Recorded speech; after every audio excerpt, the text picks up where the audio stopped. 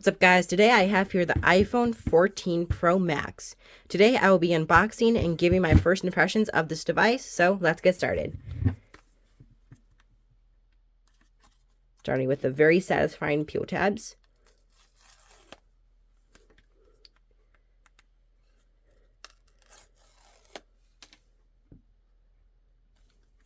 Okay.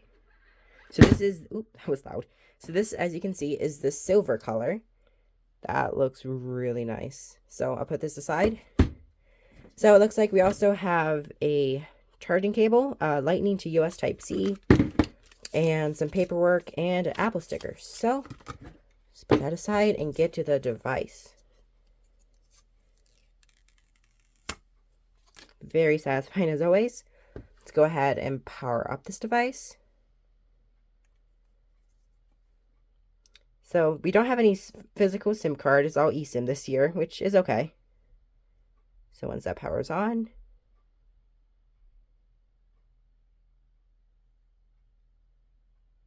there. Wow. Very responsive screen, and there is the dynamic island. Very nice. So I'm going to go ahead and put my SIM card and everything into this phone, and I'll be back.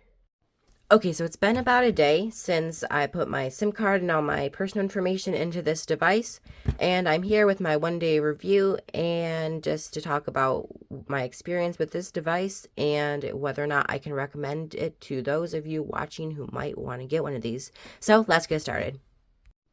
Starting out with the price, at the time of this video, the 256 gigabyte model of this Pro Max is $1,269, and I bought this from Verizon, so I'm sure you can probably get some trade-in deals with Verizon or even any like other carriers, and from just straight from Apple.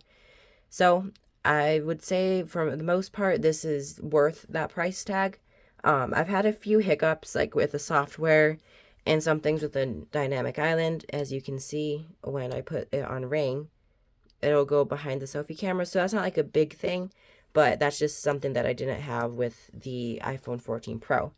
But for most of the part, it's been very smooth. I've had very few times when it like the software has glitched or just not done something, so usually it's very responsive. A lot of times it's kind of slow, especially when downloading apps and stuff, but it's mostly due to where we live. We don't get the best signal.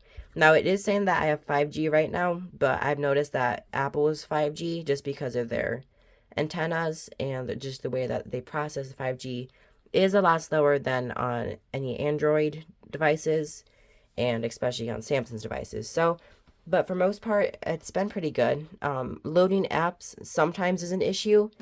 It's just sometimes slower than usual, but other than that, this has been a really good device to use so far.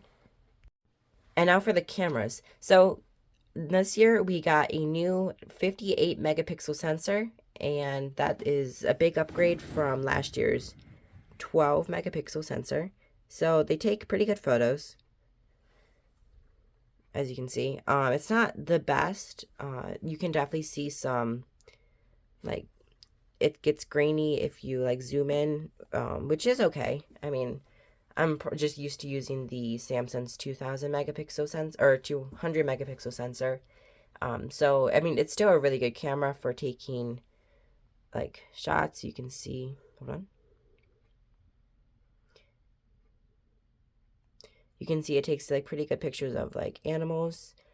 It's a lot grainier on camera, I'm noticing, than in real life. But it takes like really good photos, as you can see. It's definitely one of the better camera systems I've tested so far. Now, can I recommend this device to those of you who might be interested in buying it? I would say yes. You can get a lot of good deals from Apple or even your carrier.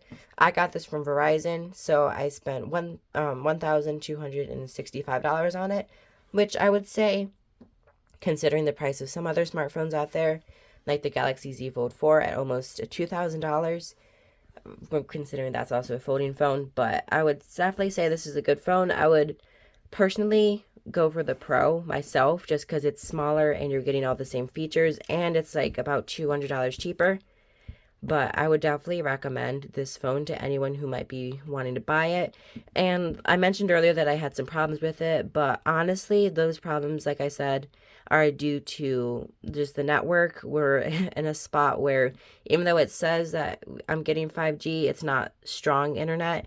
But like when I went to like the city 2 days ago, it was very strong and fast. But I've noticed in some spots where my other phone got good signal, this phone didn't really get any signal. So I know that's just each company has different chips and how they process the speeds. So I would definitely say this is a great phone to buy, especially in the market where there's so many phones trying to get to the spot of the best. I would say this is probably the best iPhone you could buy, not just because it's the Pro Max, but just because it has a lot of new features that you don't get in some of the other iPhones, like the 14 and 14 Plus. And it's a very solid phone. It's been very durable. I've been using it without a case, and it's only been a day, but there's no physical damages that I can see, like no scratches, like even micro scratches. So that's been very impressive, and I would definitely recommend this phone to any of you who might be wanting to buy one. So I hope you liked this video. Please consider subscribing if you did, and I will see you in the next video. Bye.